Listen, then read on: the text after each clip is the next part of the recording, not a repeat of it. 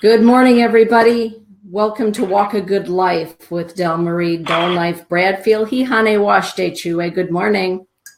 He honey washte. He honey washte to all the wichachbe oyate. Are you all star nation people? Yeah. I like that. Yeah, it's that time of the year to think about the three wise men and what kind of wisdom we can get. Today's topic is Woksape. Oh. And that is wisdom. I like that. So anyway, let's say a prayer first, and then we'll get going. Perfect. Ampetu washte tunkashila. Ake ampetu wa oyaku punkha. Daku echunk onkti naha daku oyaki bazok te hina tunkashila. We welcome it. Naha ungana tunkashila walk like you. We Taku ablezok te naha ungana taku na onkte hina tunkashila. Woksape. Oh, tunkashila walk back in the when I hina still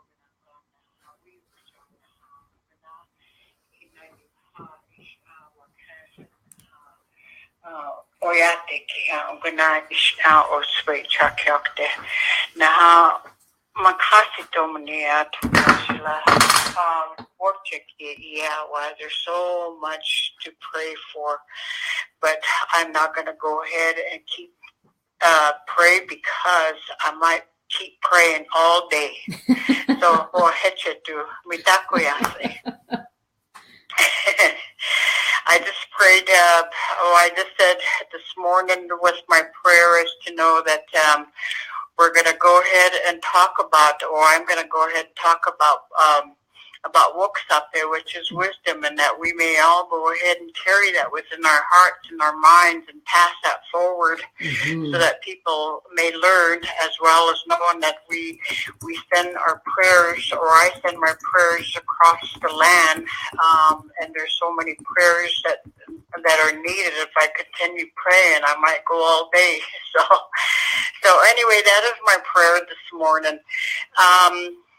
First of all, Woksape in our language is basically that you learn from everything around you. Ahani, my dad used to say when I was a little girl, when he took me out, I didn't really realize this at the time, but he used to tell me to sit there with my eyes closed and try and listen to everything around me, and I never knew, what he was talking about.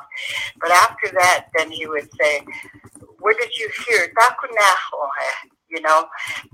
I would tell him, "Oh, I heard, some chirping of the birds or whatever." And then he would say to me, he'd say, "Everything around you," he said, "keep your eyes and your heart open," he said, "because that's how you learn." And he said, if you think about it, he said, everything around you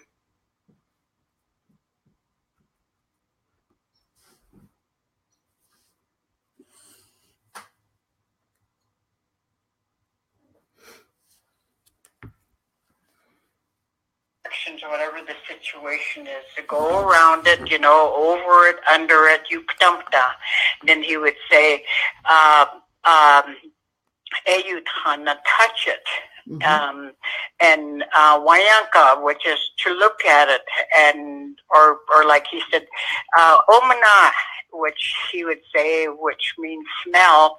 Ish unganaya slipaye. He said, take a taste, lick it, take a taste. I didn't really realize what he was talking about, but I can understand now that in any given situation, what he was telling me was, when you do that and you're with nature, it opens up more to what life is all about, and you gain wisdom and you retain a lot of things that you learn from nature. And he said, honey, he said, the story, these are some of the bedtime stories, but he used to say of leadership in the old way as the Lakotas. He said leadership was attained by knowing everything about life.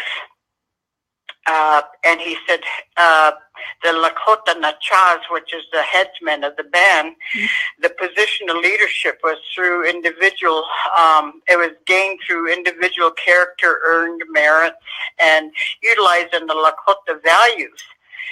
Again, here we go with the wisdom of the Lakota values of the 12 that I had talked about throughout the year. He says when you utilize the Lakota values, he said this is basically how you attain wisdom. But he said 4 of the main ones for a Nacha, a leadership, as he said, bravery, ohitika, and he's fortitude, chantewash ake. You know, you have to have a strong heart. And generosity, he said, chanteyukhe, which, you know, just basically, you know, you have to be generous. And Woksape, wisdom, he said, those 4 things, he said, that a leader and a child would have for his people, and that's how they were selected in regards to being in that leadership role. And he says, as a Nacha, which also you gained any other position of being a chief. But he also said, he said, not only was this person, I'm having the 4 values and how he gained that. He said, he always talked with his wife. And he said, one of the things is, he said, they always believed that a woman had a lot of information because she was a life giver. And it was kind of amazing to know that as I was growing up, you know, I was so inquisitive. I would ask questions to Grandma Sarah, little spotted horse, who was the granddaughter of a Sitting Bull. And here she, well, that was the first time I had learned at that time that she said, yes, she said that's what they did. She said the men talked to their women before they went into this, into council.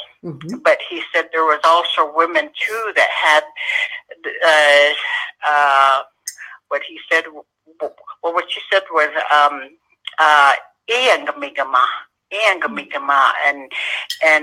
tapas, you know. And so what she described to me and what I gather was it was a round rock, probably the size of a baseball. And that's what I gathered when she said Iangamigama tapas. Apparently some of these wise women used to carry that, and when they sit in council, they would roll that into the center when they wanted to have a piece of, you know, of the floor.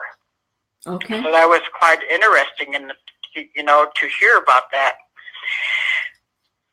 And so anyway, from my understanding, that Woksape, to me, I think I didn't really realize, but I had gained a lot of, you know, what I know, just listening and watching the little critters and the animals, you know, and knowing what they do, you know, you kind of learn from that. And so I would probably say nature was the best place to learn wisdom. And ironically, I was looking up the term wisdom just to see what the definition was. And ironically, I found out that it comes from a Greek term meaning Sophia, which is closest to a keen insight into the true nature of things. The Sophia. So, Dellmarie, I have a question. In your mind, what is the difference between knowledge and wisdom? Because there are a lot of people who are smart, book smart, but aren't necessarily wise people. What's the difference to you? Well, that's one of the things that I was going to go ahead and talk about. Oh, good. To understand is basically you read about it, or you gain the educational awareness of something. But to me, wisdom, I think, is basically the difference is you gain wisdom from the experience. Yeah. And from what my dad used to say was,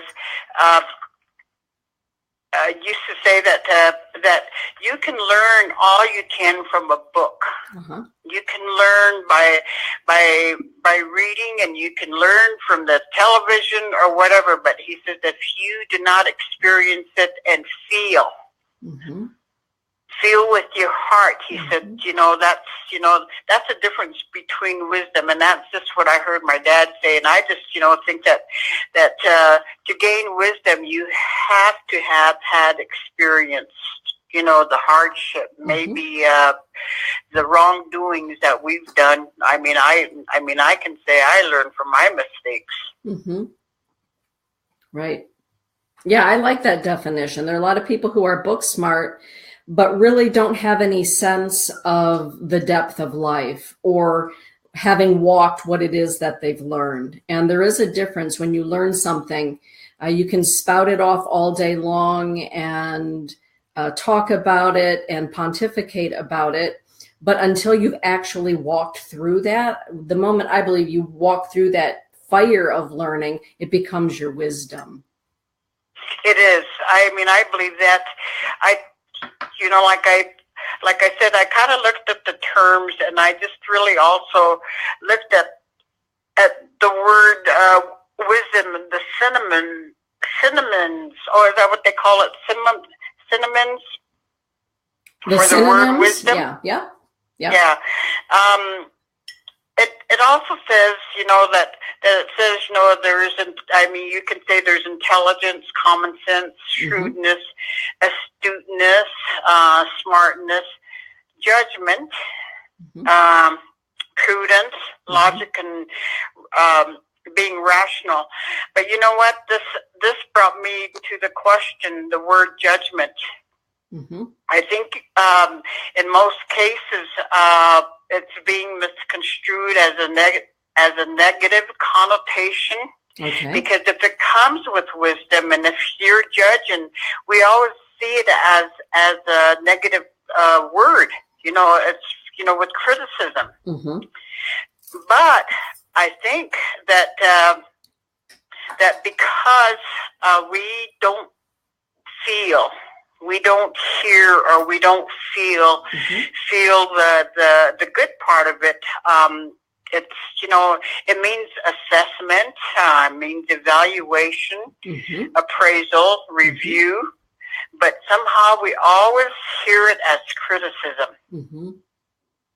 And I've also found out a new word, judiciousness.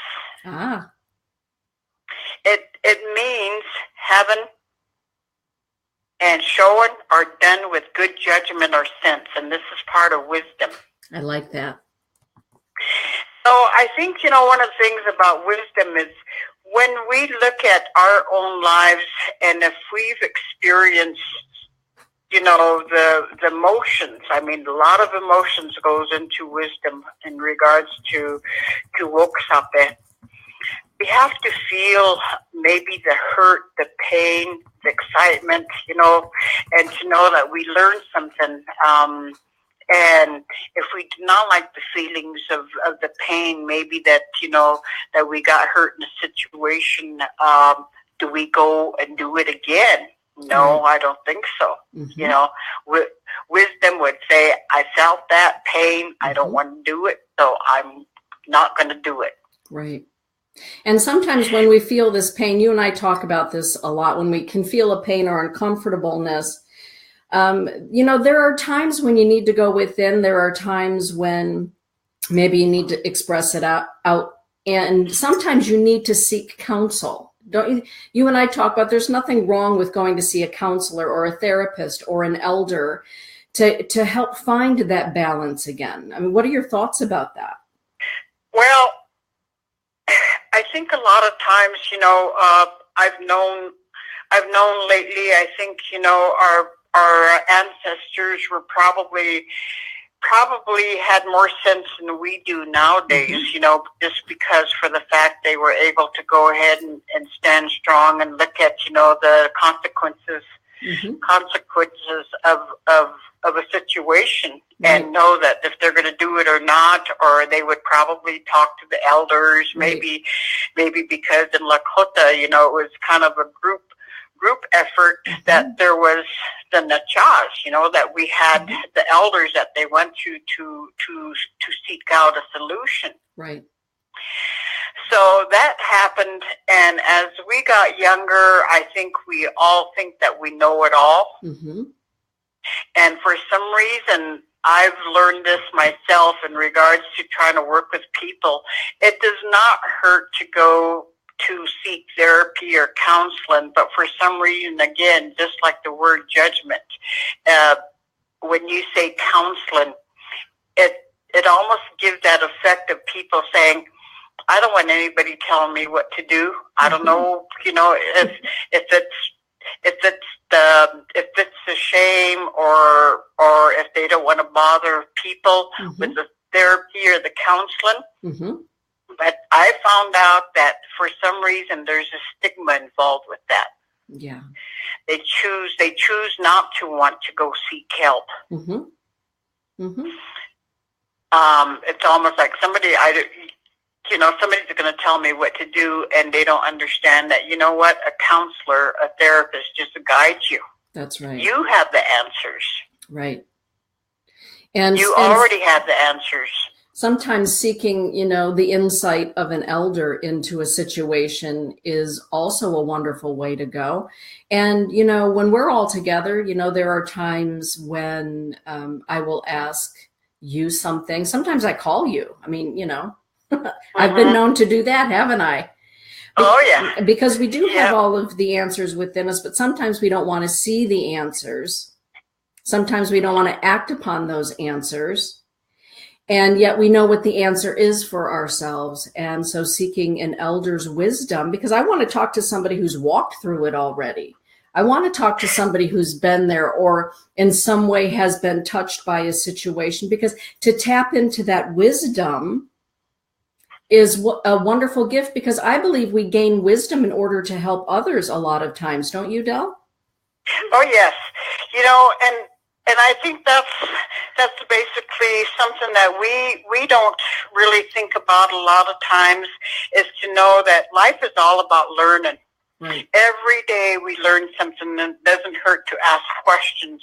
And like you said, is basically some of the older people have gone through a lot of the experience. And sometimes, like even not, like right now, God, I wish my mom or dad was around, because I don't have anybody. And I finally, my rock of Gibraltar right now is Chuedella, I talk with her, I bounce things off of her, and then I get a different perception or a different what do you call it, a view of a situation. Yeah. So it doesn't hurt to always reach out, and especially towards the elders. Not that we're wise, but I think because we have experienced so much, and the whole part of it is it's a sad situation, because the younger generation now that I know, they have not learned yet, so they don't want to listen. They have not experienced, and so even if we try to talk to them and guide them to say, listen, you're doing this wrong, you're going down the wrong road, they get defensive about it. Right. But we already know where it's going to lead to. It's hard sometimes to watch somebody stand in the middle of a burning house as they watch it burn down around them and consume everything, when you're looking in and saying, don't you know you lit the house on fire and it's burning down? And you're not going to call for help. You're not going to help yourself, and you're going to, let it all go up in smoke. But, with wisdom also comes the ability to be able to stand back and love from a distance. Don't you think that's also a part of wisdom that we gain as we get older, Del? That's where people don't understand that when we have our baskets full, wisdom should be to also acknowledge for the fact that, you can't save everybody, and so the wisdom part of it is okay, you try once, maybe you try the second time to help somebody, and if they don't, just like you said, step back and say, all right, that's the course you're going to take. You've done what you can, so you should let that guilt go. Right.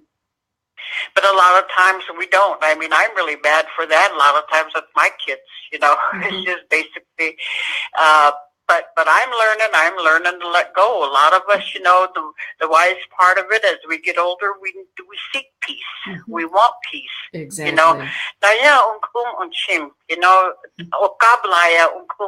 We want to be stress free. We want to relax as we get older, because I think we earned our scars. We earned the badges of honor of all that we've been through. Mm-hmm. Yeah. So anyway, wisdom is basically, for me, I think the best way to learn again is out in nature. You watch the birds, you see the squirrels, you see the little bugs, and see what they do, and you pretty much, like I say, look at everything in all different directions. You don't make hasty decisions in regards to a situation. You look to see how you could prevent something from a negative occurrence. Or you even look at knowing, for the fact is, okay, I'm planning on doing this or whatever. There's so much to knowing that you have wisdom. We all have it. We do. And we just know how to use it. And Del, can we talk for a moment about sometimes we have to find wisdom in prayer, or we go to prayer or ceremony for wisdom? Like, you're helping me. I'm getting ready to go be put back up on the hill in Homlecha. So that's one way of being in prayer for seeking knowledge or wisdom. Sometimes it's sitting with the Chanupa. Sometimes for some people, it's going to the synagogue or the ashram or the temple or the church, or having a walk outdoors. For you, why do we go to those places for wisdom? Well, believe it or not, prayers is pretty much a consoling thing, and we don't really realize that our prayers are being answered. In a given situation, we may have an obstacle that we have been confronted with, or we go up against an obstacle in our lives. I was telling this to one of my kids yesterday. I said, that prayer is always with us, and I had pretty much forgotten about it. But I can tell you within the last 7 years, I really believe in prayers, because not the way we want things, not the way we expect things, but by the grace of Tunkashilas and our ancestors, somehow it always works out. And the wisdom or like even asking for an answer, or to be a little wise through prayer, you're going to get it, because the answer comes to you in your mind. Or, oh, wait a minute, the light bulb just clicked on. I know how to go ahead and take care of this. Here's the answer. So with prayer, I really, really believe that that prayer is the answer, and you have to really be genuine with your prayers. I feel, some of us, we just pray when it's needed, or like, an instant fix, and that's not the way prayers are. Right. They're very alive, and they're very alchemical between us and the Tankashilas, between us and Wakantanka. And it doesn't always happen in a flash. Sometimes it happens in a flash, but as you're saying, it's often something that is a progression. It can take a while. And sometimes the wisdom comes from unexpected results from our prayers.